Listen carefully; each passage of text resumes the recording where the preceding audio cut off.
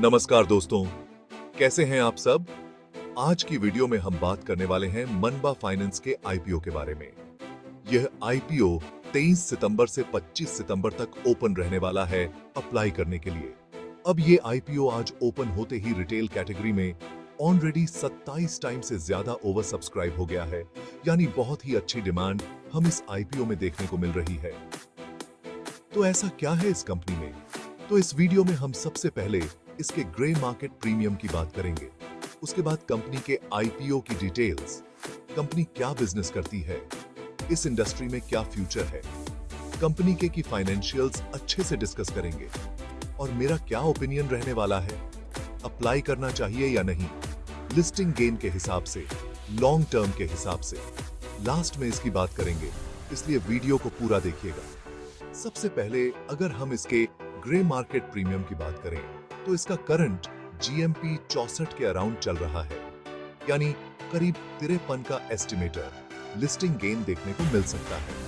मतलब रुपए 53 के आसपास फायदा देखने को मिल सकता है। अंदाज ये सिर्फ एक अंदाजा है, जीएमपी चेंज भी होता रहता है, इस चीज का भी आपको ध्यान रखना है। अब कंपनी के बिजनेस के बारे में बात करें तो मनबा फाइनेंस 1980 में स्टार्ट हुई थी और ये एक एनबीएफसी यानी non banking financial services company है।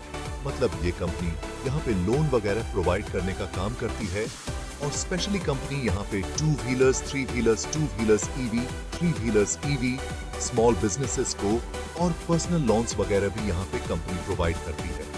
कंपनी के बेसिकली 2 टारगेट कस्टमर्स हैं, एक तो एम्प्लॉयज वगैरह जो कॉर्पोरेट में काम करते हैं और दूसरे यहाँ पे सेल्फ एम्प्लॉयड पीपल, यानी जो लोग खुद का बिजनेस सेल्फ एम्प्लॉयड यहाँ पे करते हैं, वो इनके यहाँ पे सेकंड टारगेट कस्टमर हैं। और कंपनी अपने इन कस्टमर्स के अकॉर्डिंग अलग अलग प्रोग्राम्स, अलग अलग प्लान्स यहाँ पे कस्टमाइज करके उनको देती है। कंपनी की ब्रांचेस यहाँ पे अर्बन, सेमी अर्बन और मेट्रोपॉलिटन एरिया यानी गांव के आसपास वाले एरिया तक भी फैली हुई हैं। कंपनी की करंटली 29 ब्रांचेस हैं और 1100 डीलर्स के साथ फिलहाल में इनकी पार्टनरशिप है। और एज ऑफ मार्च 31, 2024 कंपनी के यहाँ पे करीब 1300 एम्प्लॉयज हैं। अब अगर हम इस इंडस्ट्री की बात करें तो एनबीएफसी की जो ये सेक्टर है, ये पिछले टाइम से बहुत तेजी से यहाँ पे ग्रो हुआ है। स्पेशली अगर हम बात करें जब से लोगों के पास इंटरनेट का एक्सेस यहाँ पे ज्यादा है तो उससे डिजिटल लैंडिंग यहाँ पे आसान हो गई है। केवाईसी का जो प्रोसेस वगैरह है वो यहाँ पे इजीली और जल्दी हो जाता है।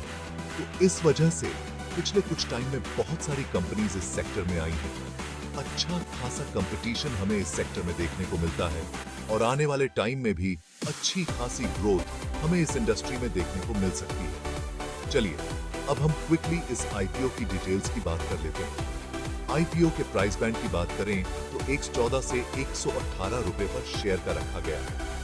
टोटल इशू साइज यहाँ पे करीब 1 करोड़ का रखा गया है, जो पूरा का पूरा यहाँ पे फ्रेश इशू है, यानी पूरा का पूरा पैसा यहाँ पे डायरेक्टली कंपनी के पास जाएगा, कोई भी ओएफएस यहाँ पे नहीं है। एक लॉट में यहाँ पे करीब 125 शेयर्स रखे गए हैं, यानी आपको मिनिमम 15,000 रुपए भी लिस्टिंग होगी और आप 25 सितंबर शाम 5 बजे तक इस आईपीओ में अप्लाई कर सकते हैं। इस आईपीओ इशू के ऑब्जेक्टिव की बात करें तो कंपनी जो फ्रेश इशू से पैसा उठाएगी उसको यहाँ पे कंपनी को जो लोन वगैरह देने हैं उसकी कैपिटल रिक्वायरमेंट को पूरा करने के लिए उस पैसे का यूज करेगी। चलिए अब हम इसके फाइनेंशियल्स की बात कर लेते हैं। सबसे पहले अगर हम इसके एसेट्स की बात करें तो एसेट्स हमें यहाँ पे अच्छे दिखाई दे रहे हैं। F24 में कंपनी के यहाँ पे एसेट्स थे 973 करोड़ के आसपास। उसके बाद रेवेन्यू की बात करें तो रेवेन्यू भी अच्छा है। कंसिस्टेंटली हमें रेवेन्यू में भी ग्रोथ देखने को मिल रही है। FY22 में कंपनी का रेवेन्यू था 191 करोड़ के आसपास।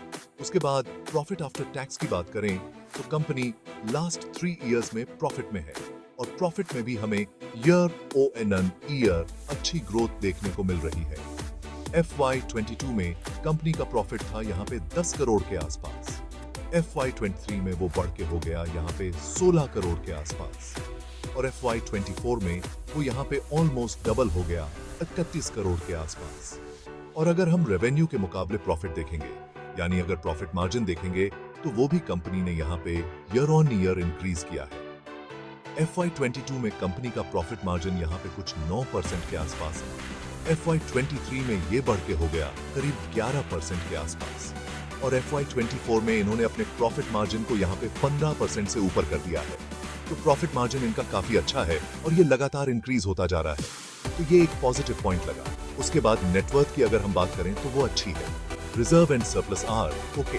टोटल बोरोंग की बात करें तो वो भी कंपनी पे यहाँ पे अच्छे खासी है।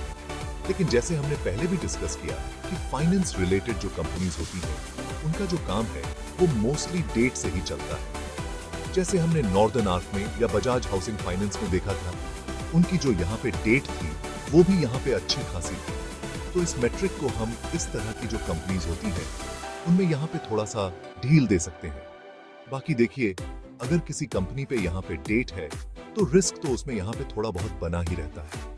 इसके बाद अगर हम इसके की परफॉर्मेंस इंडिकेटर्स की बात करें तो सबसे पहले इसके ROI और ROA यहाँ पे अच्छे दिखाई दे रहे हैं। जनरली ये 15% से ऊपर हो तो अच्छे माने जाते हैं। यहाँ पे ये 15% से थोड़ा बहुत ऊपर ही है। उसके बाद जैसे हमने डेट टू इक्विटी रेशियो की बात की, तो इसका डेट टू इक्विटी रेशियो यहाँ पे 375 का है, जो कि हम जनरली बात करें तो 0.5 का यहाँ पे डेट टू इक्विटी रेशियो अच्छा माना जाता है। लेकिन जैसे हमने पहले बात की कि जो इस तरह की जो फाइनेंस की कंपनीज होती हैं वो डेट से ही यहाँ पे वर्क करती हैं, तो इस मैट्रिक को हम यहाँ पे थोड़ा सा छोड़ सकते हैं। तो उसके बाद कंपनी की PE रेशियो यानी प्राइस टू अर्निंग रेशियो की अगर हम बात करें तो वो है 14.3। अब अगर हम इसकी पीयर कंपनी से कंपैरिजन करें तो उनका जो PE रेशियो है, तो यहाँ पे जो हाईएस्ट PE रेशियो है वो यहाँ पे 18 का है, और यहाँ पे जो लोएस्ट PE रेशियो है वो यहाँ पे 8 का है। यानी अगर हम इस कंपनी का PE रेशियो यहाँ पे देखते हैं तो वो एवरेज के आसपास ही है। यानी इसकी वैल्यूएशन को हम यहाँ पे ठीक बोल सकते हैं। ऐसा भी नहीं बोल सकते कि बहुत ज्यादा वैल्यूएशन यहाँ पे की गई है। ठीक ठाक वैल्यूएशन हम यहाँ पे कह सकते हैं। चलिए अब कंक्लूजन की बात करते हैं कि इस IPO में इन्वेस्ट करना चाहिए या नहीं। लेकिन उससे पहले आपसे रिक्वेस्ट करना चाहूंगा कि अगर आपने हमें अभी तक सब्सक्राइब नहीं किया है तो प्लीज सब्सक्राइब कर लीजिए। अब कंक्लूजन की बात करें तो देखिए, short term point of view से तो मुझे इसमें कोई नेगेटिव यहाँ पे नहीं लगा। अच्छी खासी प्रोबेबिलिटी है, संभावना है कि हमें इसमें अच्छे लिस्टिंग गेन देखने को मिल सकते हैं। उसके बाद long term point of view से बात करें तो सबसे पहले कंपनी के फाइनेंशियल्स हमने देखे। ओवरऑल कंपनी के फाइनेंशियल्स अच्छे हैं। दूसरा, जैसे हमने देखा, कंपनी की जो वैल्यूएशन है वो यहाँ पे एवरेज इसकी वैल्यूएशन के आसपास है, यानी कंपनी की वैल्यूएशन ठीक है। आगे हमें इसमें ग्रोथ देखने को मिल सकती है। बाकी ये जो इंडस्ट्री है वो भी यहाँ पे ग्रोइंग इंडस्ट्री है। उसके बाद नेगेटिव्स की बात करें तो एज सच कोई बड़ा नेगेटिव मुझे यहाँ पे नहीं लगा। हाँ, बस ये है कि इस इंडस्ट्री में यहाँ पे कंपटीशन बहुत ज्यादा है। क्यों? क्योंकि इतनी सारी लोन देने वाली कंपनीज हो गई हैं, बैंक से भी इनको compete करना पड़ता है। तो ये एक लिमिटेशन यहाँ पे है जिससे कंपनी को फ्यूचर में प्रॉब्लम हो सकती है। बाकी डिसीजन आपको अपने अकॉर्डिंग अपना एनालिसिस लगा के लेना है। मेरी तरफ से कोई बाय सेल रिकमेंडेशन नहीं है। Listing gain point of view से बात करें तो मैं इस IPO में पर्सनली इंटरेस्टेड रहूंगा। हालांकि आगे मैं देखना चाहूंगा कि इसका सब्सक्रिप्शन स्टेटस एंड GMP कैसा रहता है, उसको मैं यहाँ पे ट्रैक करूंगा। अगर पसंद आए तो इसे लाइक कीजिए। आज की वीडियो में इतना ही।